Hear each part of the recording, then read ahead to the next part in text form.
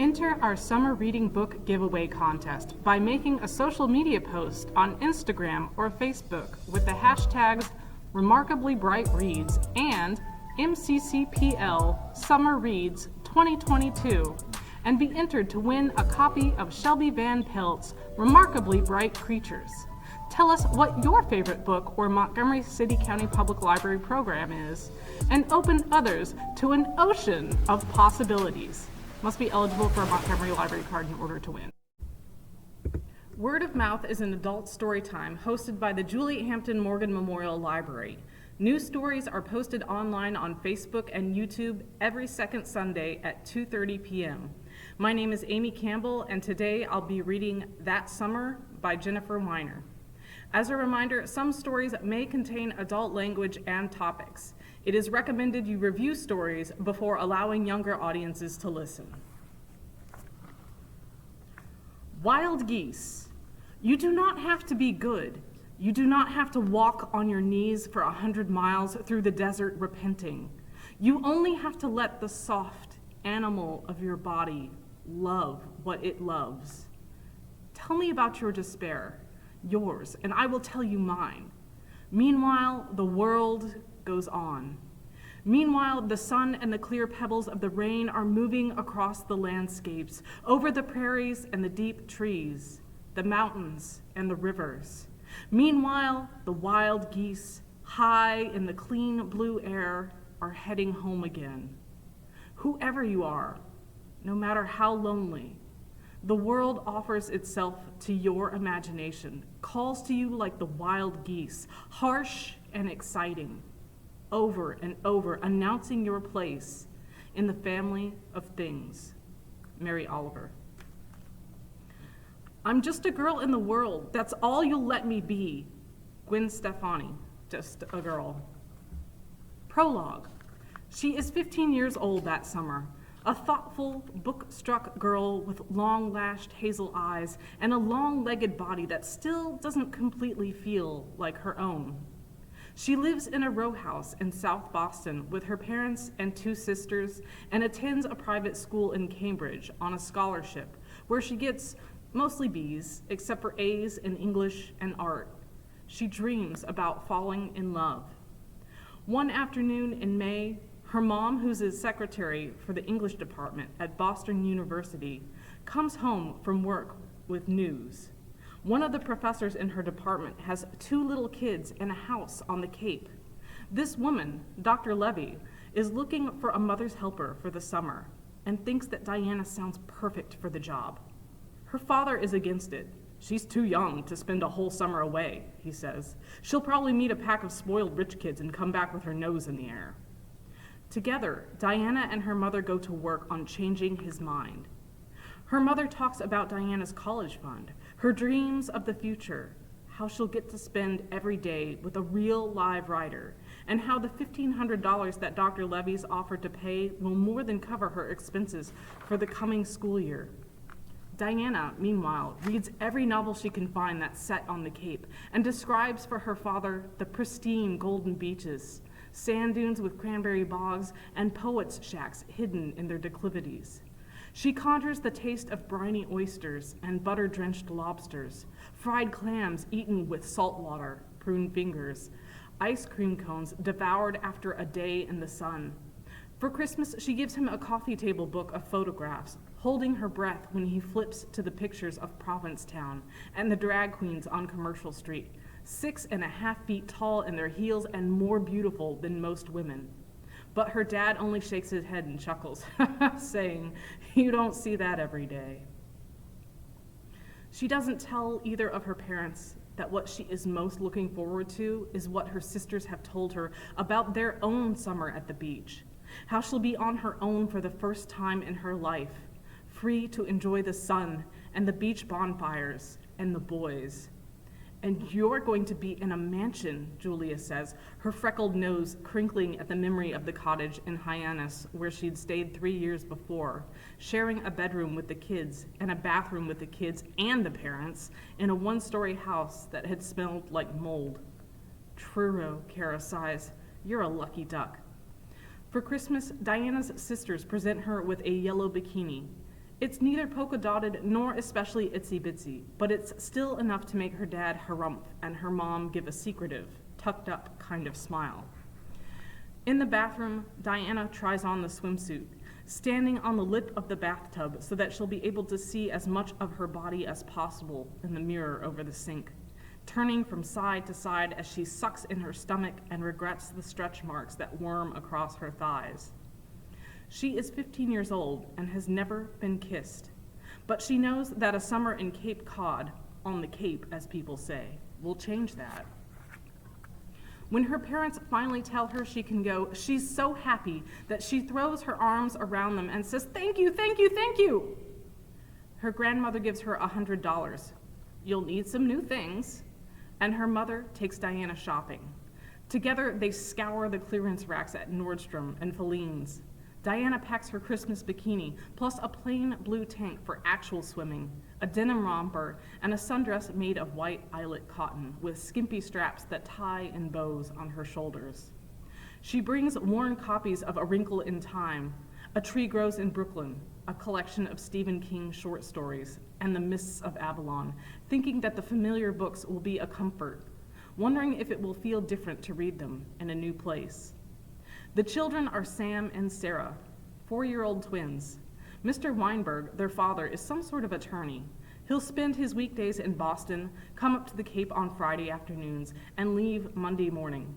Dr. Veronica Levy, call me Ronnie, is a real-life novelist with a doctorate in the Romantic British poets, the subject she teaches at BU. She's written 3 novels, and 10 years ago, one of them, the story of a woman leaving an unhappy marriage, was turned into a movie. Not a hit, but they still show it sometimes on cable. I still can't believe how well that book sold, Dr. Levy says as they cruise along Route 6 through the Easton Rotary and on toward Provincetown. The road narrows from 2 lanes into one, a dark ribbon twining its way toward the ends of the earth. Lots of women out there who want happy endings. I was very lucky. Diana can't help gasping when they crunch up the shell-lined driveway and she sees the house, 3 stories of glass and silvery cedar. It's an upside-down house, Dr. Levy says, and tells her to go ahead and look around. The kids can help me unload.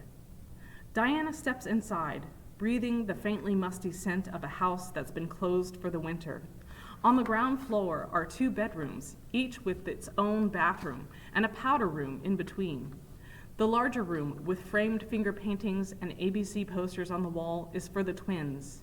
And the room across the hall, with a queen-size bed with a blue and green striped comforter, is hers. Her bathroom has marble tile floors and a white tiled shower, and the floors and the towel racks are heated. It's sparkling clean and looks barely used.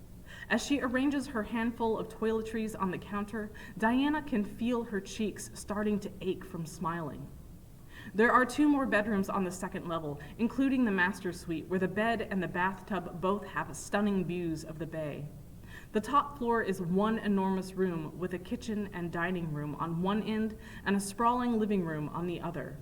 Floor-to-ceiling windows surround the room, filling it with light, looking out over the sand and the water, making Diana feel like she's standing on the deck of a ship. There are sliding doors with decks everywhere.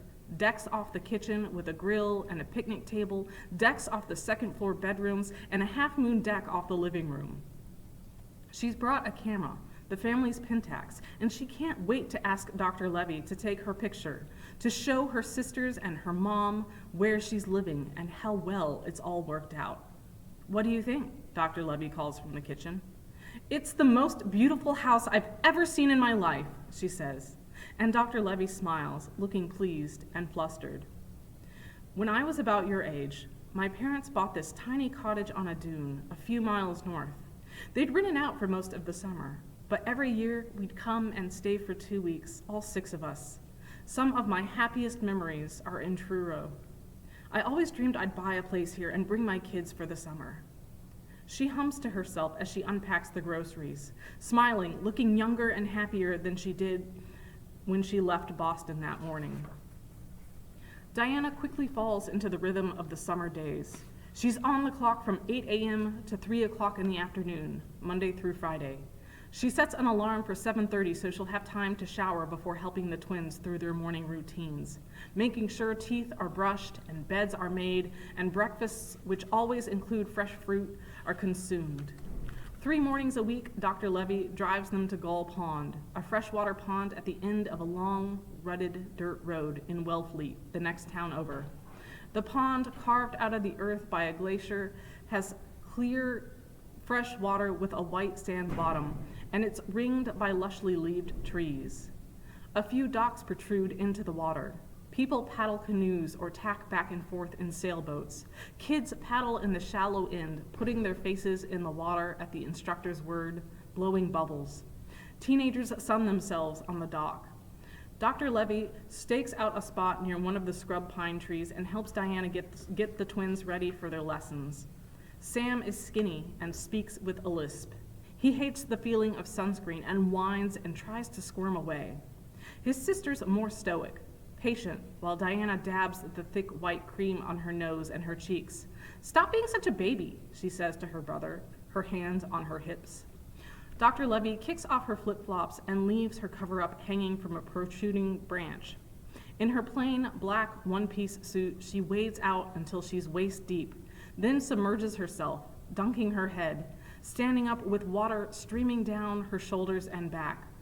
Once she's taken the first plunge, she launches herself into the water and swims in a slow, steady freestyle, all the way across the pond and back again.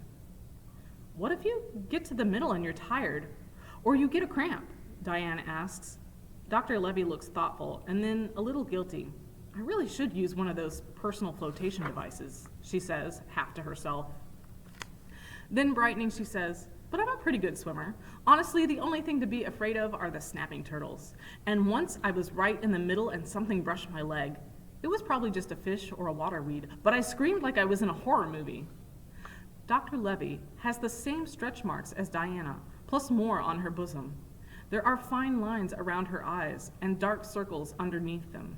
She pulls her hair back in a scrunchie most days and doesn't seem to notice or mind that it's frizzy. She has a nice smile and an easy laugh, and Mr. Weinberg still looks at her like she's beautiful. She's a good mother too, calm and patient, never yelling, although Diana thinks it's probably easy to be calm and patient when you've got someone to help you most of the day. At Gull Pond, while the kids are at their lessons and Dr. Levy's paddling across the pond, Diana sits on the shore with the other nannies and au pairs and mother's helpers. Alicia, who's got short feathered brown hair and wide-set brown eyes, a curvy figure, and golden brown skin, is with the Dexters. The previous summer, Mrs. Dexter and the 3 Dexter kids, plus Alicia, had a place in Nantucket.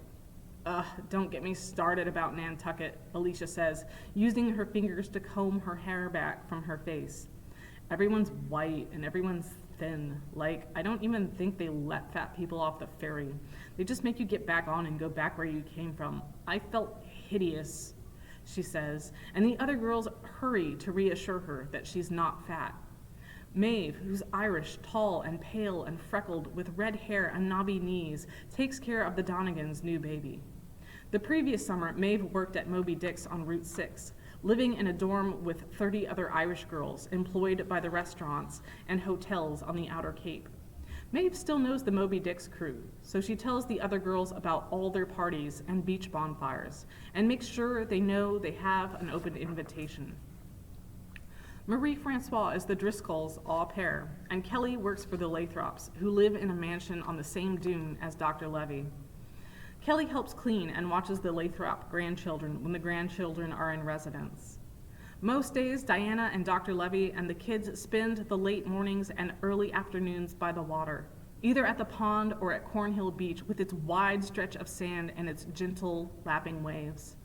Dr. Levy twists an umbrella into the sand, rocking it from side to side to make sure it won't blow over, and Diana plasters the twins with more sunscreen, then gives her own shoulders and back a more modest coating from the bottle of Coppertone she keeps in her tote.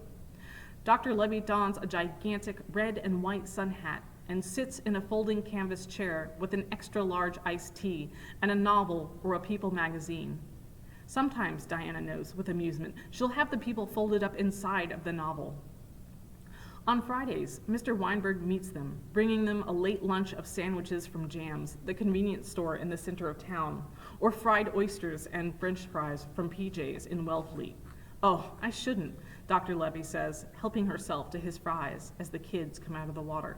Feed me like a baby bird, Sam says. Feed me like a zoo animal, says Sarah. Laughing, Diana gives them chunks of icy watermelon or bites of string cheese or pepperoni, dropping the food from her fingers into their eager mouths. Sometimes after lunch, the Lewis brothers' ice cream truck shows up. The driver, a young bearded man with an easy smile, emerges from the olive green truck and blows a single note on a plastic horn, and the kids, screaming with delight, run out of the water to ask their parents for money. Dr. Levy always obliges. Don't tell Daddy, she says, digging her wallet out of the tote bag and handing Diana a 20. If they've got that mint cookie, can you give me a tiny baby scoop in a cup? By 2 o'clock, the kids are tired. Diana and Dr. Levy gather up the blankets and towels, the plastic shovels, and the pails full of scallop shells and jingle shells. Diana herds the kids into the outdoor shower, using the handheld attachment to spray their swimsuits and their bodies, making them raise their arms over their heads, then bend and touch their toes so she can rinse away every grain of sand. After showers comes siesta. Diana gets the kids dressed again and puts them down for a nap. Usually, they fall asleep immediately, stuporous from their exertions and the sun.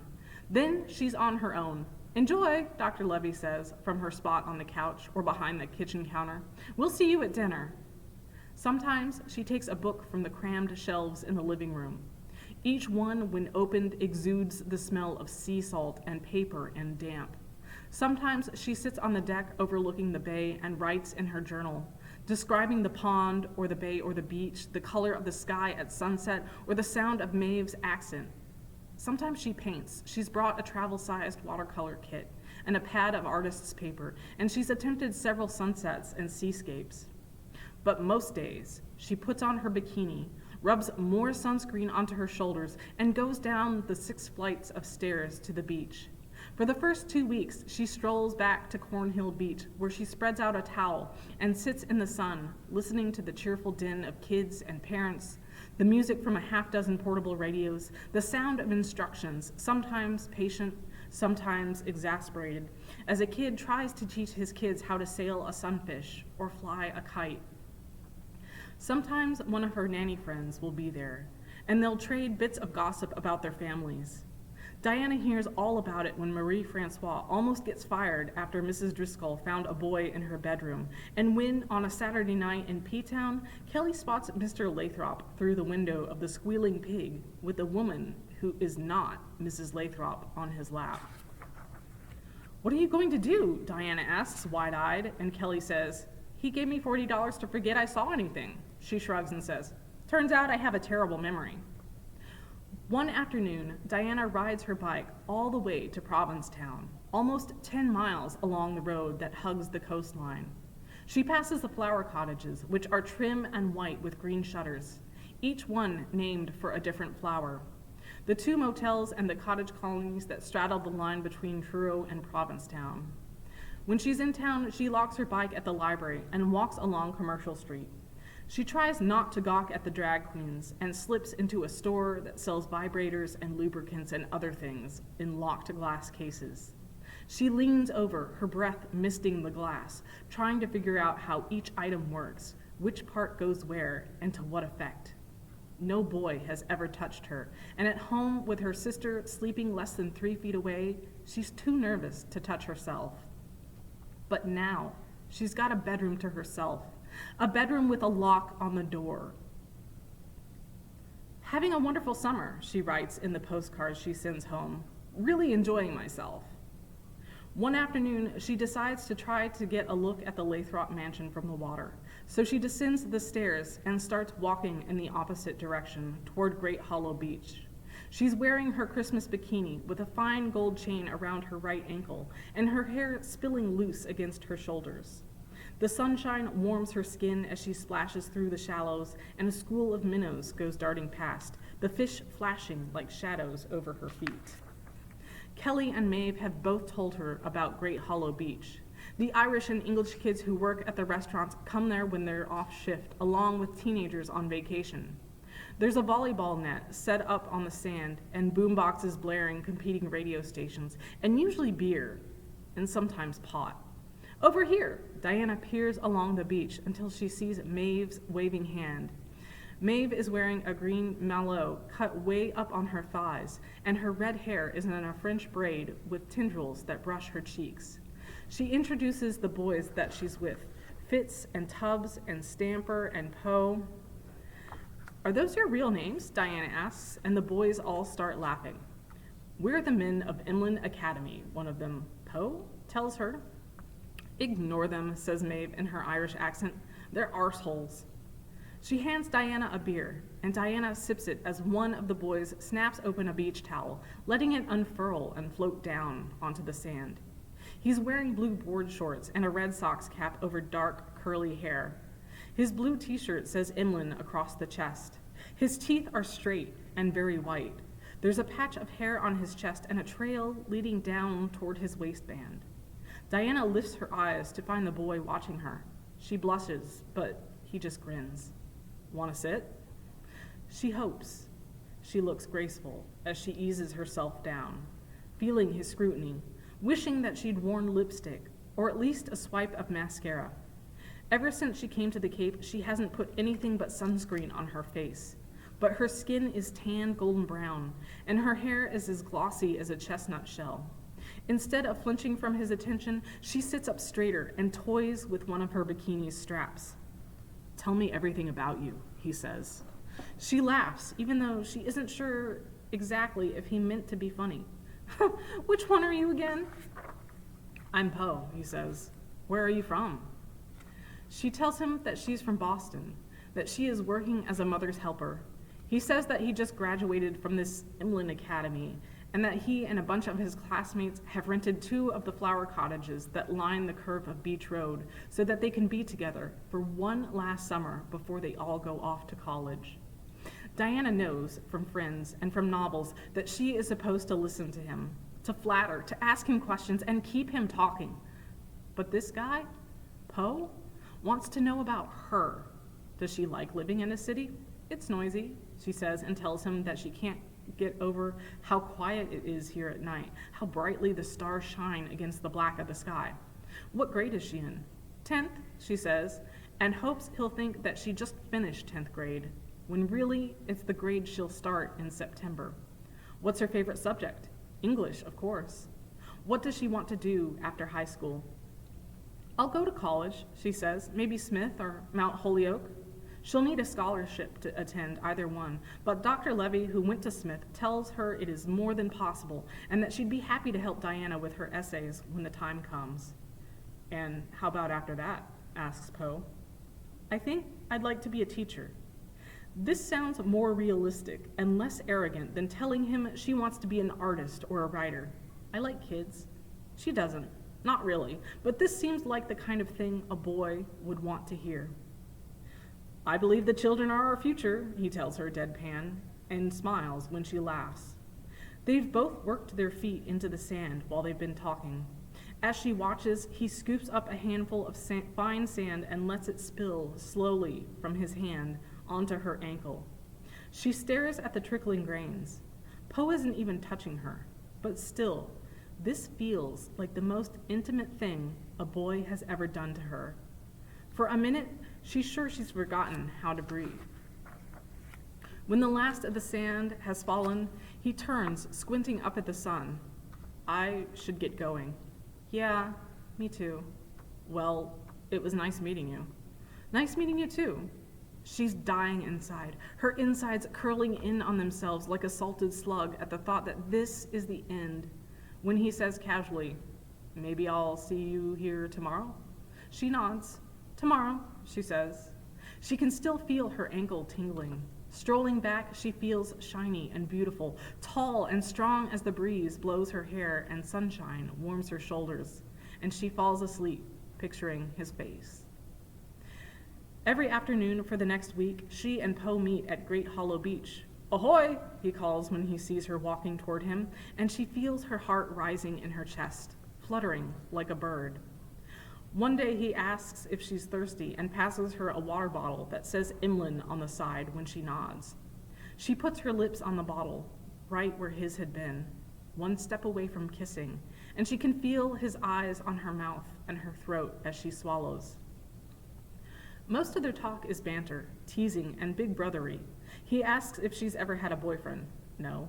Or if she's learning how to drive. Not yet. When she asks him, after taking a day and a half to work up the courage, if he's dating anyone, he tells her that he dated the same girl for the winter and spring of his senior year, but that they'd agreed to break up after prom so that neither of them would be tied down when they went off to college.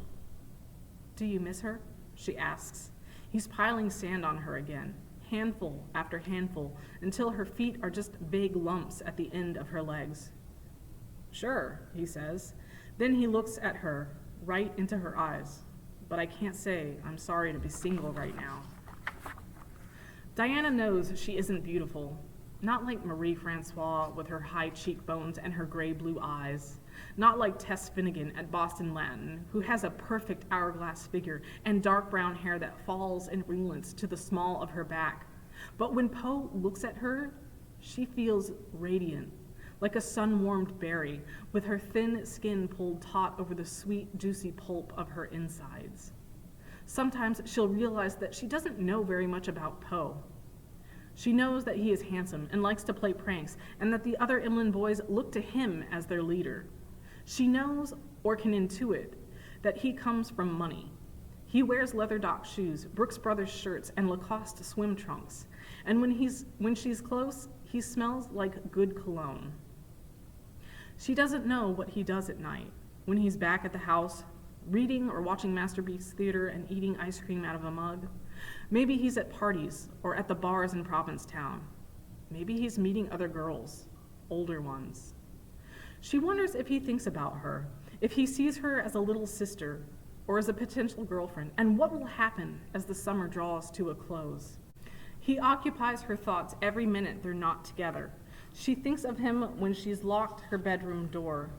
The boys at home all seem like children, like outlines of the people they'll eventually become. Poe is a finished portrait, filled in and vivid, every detail complete.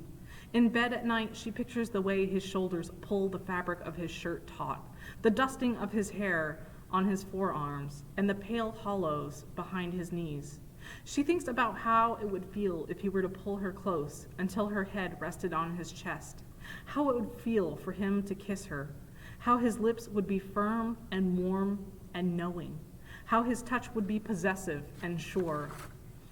"I love you," she imagines him whispering, and her stomach flutters and her toes curl, and she falls asleep with a smile on her face.